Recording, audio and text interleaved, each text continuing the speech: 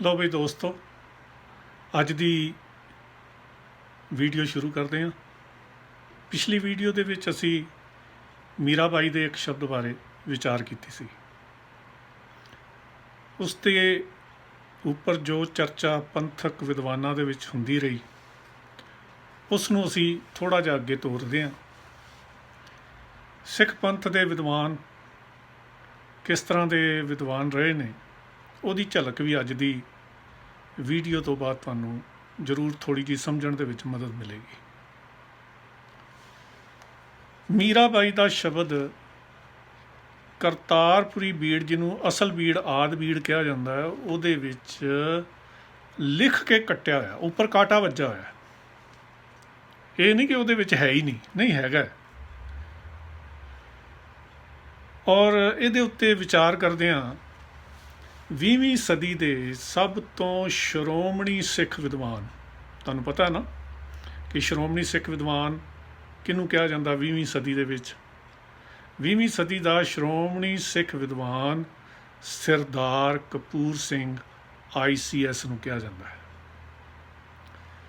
और ये किवें संभव सी कि कपूर सिंह इस इशू के उत्ते ना लिखदा। कपूर सिंह ने एक किताब लिखी है, छोटी जी किताब है, बिल्कुल छोटी जी किताब। हुण तां पता नहीं बाजार दे विच मिलदी भी है कि नहीं, मैनूं नहीं पता। वो किताब का नाम है सप्त सरिंग। सप्त सरिंग दे विच कपूर सिंह होरां ने दुनिया के 7 वड्डे महापुरुष जिहड़े होए ने, उन्हां दा जीवन संखेप दे विच लिखिआ।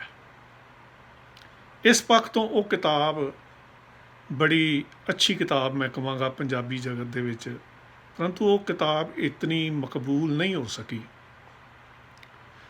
और उस एक जिहड़े 7 वड्डे महापुरुषां की जीवनी लई है, उहदे विचों एक मीराबाई की जीवनी भी है उहदे विच।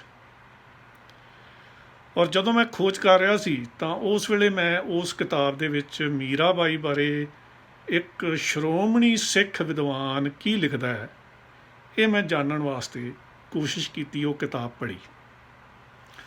वो किताब दे विच जो लिखिया होया है, वो जे मैं सारा पढ़ा तां तुहाडा टाइम बहुत सारा व्यर्थ जाएगा। परंतु असी टू दी पॉइंट आने आ।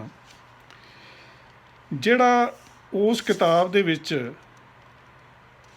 कपूर सिंह होरां ने पहलां तां इतने वधिया शानदार लफ्ज़ां दे विच मीराबाई नूं याद कीता कि उन्हां दी इस ईमानदारी नूं जिहड़ा है वो सलूट करन नूं दिल करदा है। उहदी मैं थोड़ी जी तुहानूं वनगी देना। वो लिखदे ने, मीरा दी बोली दे जादू ਅਤੇ उसकी भगती रस लीन आत्मा की पवित्रता ते, हुण देखियो जरा, भगती रस लीन आत्मा की पवित्रता ते मोहित हो के गुरु अर्जन दे महाकवि मानन दे ये शब्द गुरु ग्रंथ साहिब की कच्ची संची विच लिख लिया। वो कहते हैं कि कच्ची जिहड़ी पोथी बनाई सी ना, एक आदि ग्रंथ की पक्की पोथी तो पहला रफ कापी जिन्हों असी कह दिंदे, ਉਹਦੇ ਵਿੱਚ गुरु ग्रंथ साहिब ने, गुरु अर्जन देव जी ने मीराबाई का वो शब्द जिसका जिक्र असी पिछली वीडियो दे विच कीता सी, वो दर्ज कर लिया। पर पक्कियां संचियां लिखे जाण तो पहलां इस उत्ते हड़ताल फेर दिती। यह जिहड़ा एक सेंटेंस है ना, मैं ये उत्ते 2 घंटे बोल सकदा। ये इन्ना गहरा, इन्ना वड्डी इहदे विच इन्हां ने गल कीती है कि कच्ची संची विच लिख लई, पर पक्कियां संचियां लिखे जाण तो पहलां इस उपर हड़ताल फेर दिती। हड़ताल हुंदी असल विच जिसनूं फलूड कहने आ ना, फलूड लिख के आपां मिटाउणा होवे ते आपां फलूड ला दिंदे आ वाइट कलर का। उस तरीके नाल पुराने समय दे विच एक सलूशन हुंदा सी, जिन्हों जिहड़े लेखक ने, लिखारी ने, वो जिहड़ी चीज़ मिटाउणी हुंदी सी उहदे उत्ते वो फेर दिंदे सी। सो कपूर सिंह होरी लिख रहे हैं कि पक्की सैंची लिखे जाण ते उन्हां ने यह हड़ताल फेर दिती मीराबाई दे उस शब्द के उत्ते। ਹੁਣ ਅਗਲੀ ਗੱਲ ਸੁਣੋ। ਤੇ ਗੁਰੂ ਜੀ ਨੇ ਬਚਨ ਕੀਤਾ,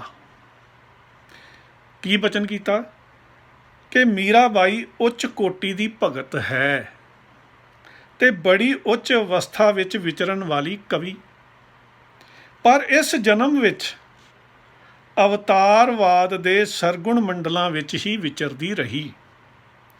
ਕਿਸੇ ਕਾਲ ਫਿਰ ਨਿਰਗੁਣ ਅਕਾਲ ਪੁਰਖ ਦੇ ਸੱਚਖੰਡ ਦੀ ਛੋਹ ਪ੍ਰਾਪਤ ਕਰਕੇ ਸੰਸਾਰ ਵਿੱਚ ਮੁੜ ਕਾਵ ਸੰਗੀਤ ਦਾ ਰੰਗ ਬੰਨੇਗੀ।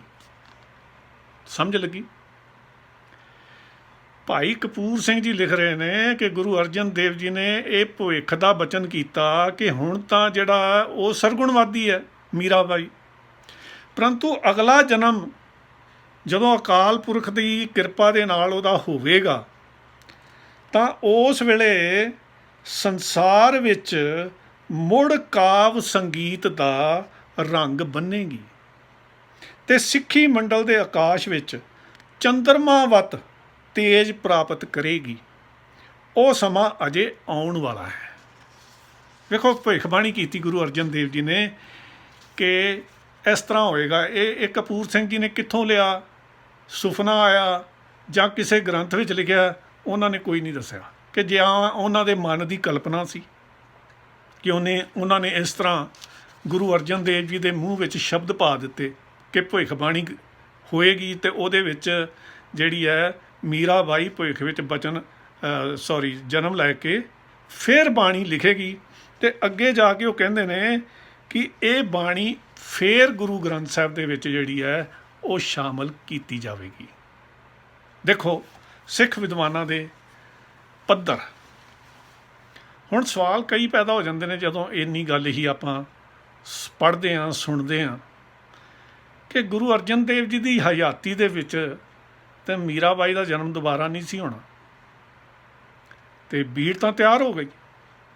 ਤਾਂ ਹੁਣ ਸਵਾਲ ਇਹ ਪੈਦਾ ਹੁੰਦਾ ਹੈ ਕਿ ਮੀਰਾ ਕਦੋਂ ਦੁਬਾਰਾ ਜਨਮ ਲਵੇਗੀ ਤੇ ਦੁਬਾਰਾ ਕਦੋਂ ਬਾਣੀ ਰਚੇਗੀ ਤੇ ਫਿਰ ਉਹ ਬਾਣੀ ਦੇ ਵਿੱਚੋਂ ਕਿਹੜੀ ਬਾਣੀ ਆਦਿ ਬੀੜ ਦੇ ਵਿੱਚ ਕੌਣ ਸ਼ਾਮਲ ਕਰੇਗਾ? ਕਿਹਦੇ ਕੋਲ ਇਹ ਸ਼ਕਤੀ ਹੈ ਕਿ ਉਹ ਬਾਅਦ ਵਿੱਚ ਉਹ ਪਹਿਲੀ ਗੱਲ ਤਾਂ ਇਹ ਹੈ ਕਿ ਮੀਰਾ ਦੀ ਪਹਿਚਾਣ ਕੌਣ ਕਰੇਗਾ ਕਿ ਇਹ ਉਹੀ ਮੀਰਾ ਹੈ ਜਿਹਦੇ ਬਾਰੇ ਭਵਿੱਖਬਾਣੀ ਗੁਰੂ ਅਰਜਨ ਦੇਵ ਜੀ ਨੇ ਕੀਤੀ ਸੀ। ਤੋ ਇੱਕ ਬੜਾ ਟੇਢਾ ਮੇਢਾ ਮਸਲਾ ਕਪੂਰ ਸਿੰਘ ਜੀ ਨੇ ਮੀਰਾ ਬਾਈ ਦੀ ਸਿਫਤ ਕਰਕੇ ਔਰ ਮੀਰਾ ਬਾਈ ਦੇ ਗੁਣਗਾਨ ਇੱਕ ਪਾਸੇ ਕਰਕੇ ਔਰ ਦੂਜੇ ਪਾਸੇ ਉਹਦੇ ਉੱਤੇ ਸਰਗੁਣਵਾਦੀ ਹੋਣ ਦਾ ਦੋਸ਼ ਲਾ ਕੇ ਕਰ ਦਿੱਤਾ ਹੈ। ਇਸ ਛੋਟੇ ਜਿਹੇ ਪ੍ਰਸੰਗ ਤੋਂ ਜਿਹੜੇ ਦਰਸ਼ਕ ਨੇ, ਸਰੋਤੇ ਨੇ, ਉਹ ਵਿਚਾਰ ਕਰਨ ਕਿ ਸਿੱਖੀ ਦੇ ਬਾਰੇ ਲਿਖਣ ਵਾਲੇ ਵਿਦਵਾਨ ਕਿਸ ਤਰ੍ਹਾਂ ਦੀਆਂ ਗੱਲਾਂ ਲਿਖਦੇ ਆਏ ਨੇ ਔਰ ਭਵਿੱਖ ਕਿਸ ਤਰ੍ਹਾਂ ਦਾ ਇਹਨਾਂ ਦਾ ਬਣ ਰਿਹਾ। ਇਹ ਮੀਰਾ ਬਾਈ ਦਾ ਜਿਹੜਾ ਸ਼ਬਦ ਕੱਟਿਆ ਜਾਣਾ, ਮੈਂ ਜੋ ਮੇਰੀ ਨਿੱਜੀ ਰਾਏ ਹੈ ਉਹ ਮੈਂ ਇਹ ਸਮਝਦਾ ਕਿ ਮੀਰਾ ਬਾਈ ਦਾ ਸ਼ਬਦ ਗੁਰੂ ਅਰਜਨ ਦੇਵ ਜੀ ਨੇ ਲਿਖਾਇਆ ਸੀ, ਪਰੰਤੂ ਬਾਅਦ ਵਿੱਚ ਜਿਹੜੀ ਸਾਡੀ ਪੁਜਾਰੀ ਸ਼੍ਰੇਣੀ ਇਹ ਕਹਿੰਦੀ ਹੈ ਕਿ ਗੁਰੂ ਗ੍ਰੰਥ ਸਾਹਿਬ ਦੀ ਤਾਬਿਆ ਬੀਬੀਆਂ ਨੂੰ ਨਹੀਂ ਬਹਿਣਾ ਚਾਹੀਦਾ।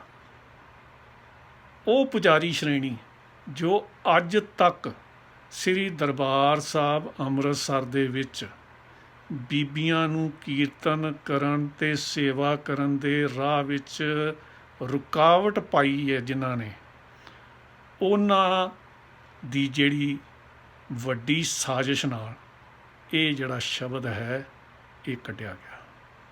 ਧੰਨਵਾਦ। ਅਗਲੀ ਵੀਡੀਓ ਦੇ ਨਾਲ ਫਿਰ ਸ਼ਾਮਲ ਹੋਵਾਂਗੇ। Thank you.